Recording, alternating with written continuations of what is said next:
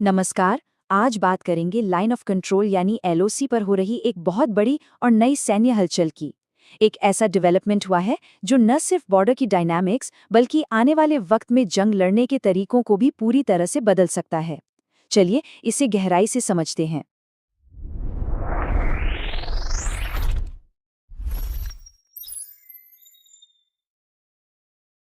तो देखिए, हुआ ये है कि पाकिस्तान ने एलओसी के 3 बहुत ही अहम सेक्टर्स रावलकोट, कोटली और भिंबर में अपने नए एंटी ड्रोन सिस्टम्स को तैनात कर दिया है।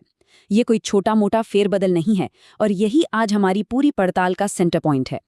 इस पूरे मामले को ठीक से समझने के लिए हम इसे 5 हिस्सों में देखेंगे।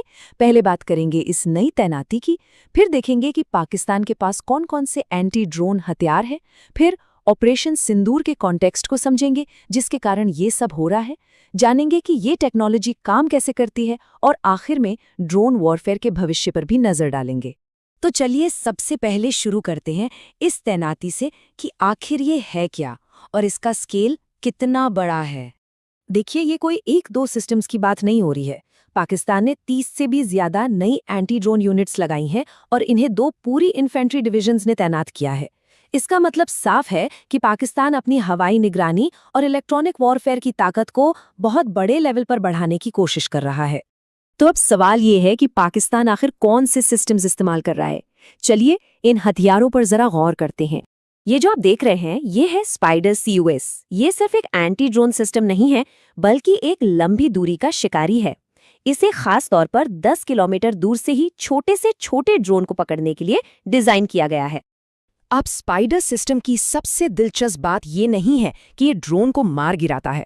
नहीं, ये उससे कहीं ज्यादा स्मार्ट है। ये ड्रोन के कम्युनिकेशन को ही जैम कर देता है, जिससे ड्रोन या तो जमीन पर उतरने को मजबूर हो जाता है या वापस अपने बेस पर लौट जाता है।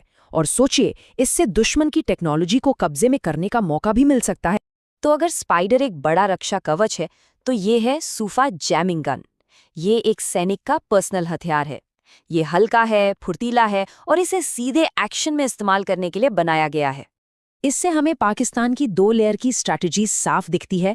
एक तरफ स्पाइडर जैसे बड़े सिस्टम से पूरे इलाके की रखवाली करना और दूसरी तरफ सूफा गन जैसे फुर्तीले जैमर जो जमीन पर मौजूद सैनिकों को तुरंत सुरक्षा देते हैं।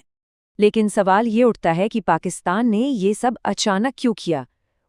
इसके पीछे एक खास वजह है और वो वजह है भारत का एक पुराना मिलिट्री ऑपरेशन। तो असल में इस तैनाती के पीछे की वजह क्या है? पाकिस्तान को अचानक इतने एडवांस्ड सिस्टम्स की जरूरत क्यों पड़ गई? रिपोर्ट्स की माने तो इस पूरी हलचल के पीछे का डर है ऑपरेशन सिंदूर का। ये वो ऑपरेशन था जिसने पाकिस्तान को अपनी पूरी स्ट्रैटेजी पर दोबारा सोचने के लिए मजबूर कर दिया। ऑपरेशन सिंदूर के दौरान असल में भारतीय वायुसेना ने अपनी एयर डिफेंस की ताकत का एक जबरदस्त मुजाहिरा किया था। उन्होंने न सिर्फ पाकिस्तानी ड्रोन्स को हवा में ही मार गिराया, बल्कि ये मैसेज भी साफ कर दिया कि वो बॉर्डर पर किसी भी हवाई खतरे से निपटने के लिए पूरी तरह तैयार है। तो बात एकदम साफ है, पाकिस्तान की ये नई तैनाती भारत की दिखाई गई उसी सैन्य क्षमता का सीधा सीधा जवाब है।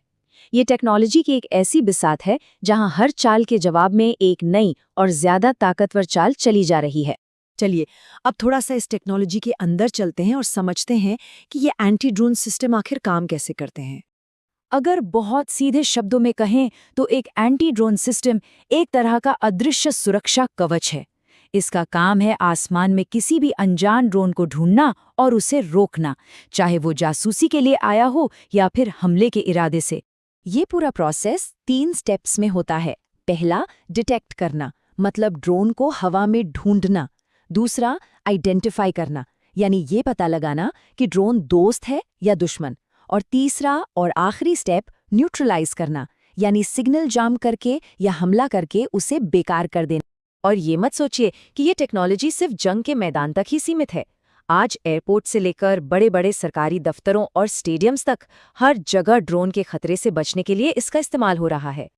तो आखिर में ये सब हमें किस दिशा में ले जा रहा है? आसमान में चल रही इस तकनीकी रेस का भविष्य क्या है? जो कुछ हम लॉसी पर देख रहे हैं वो असल में पूरी दुनिया में चल रही एक बड़ी लड़ाई की छोटी सी झलक है। ये लड़ाई है ड्रोन बनाम एंटी ड्रोन की, एक ऐसी चूहे बिल्ली की दौड़ जो शायद कभी खत्म नहीं होगी, जहां हर कोई एक कदम आगे रहने की होड़ में लगा है। और ये हमें एक बहुत बड़े सवाल पर लाकर छोड़ देता है। इस टेक्नोलॉजिकल रेस में आखिरकार कौन जीतेगा, शिकारी या शिकार? जैसे जैसे टेक्नोलॉजी आगे बढ़ेगी, ये तय करना और भी मुश्किल होता जाएगा कि आसमान में किसका दबदबा रहेगा। देखने वाली बात होगी कि इस होड़ में कौन सा देश बढ़त बना पाता है।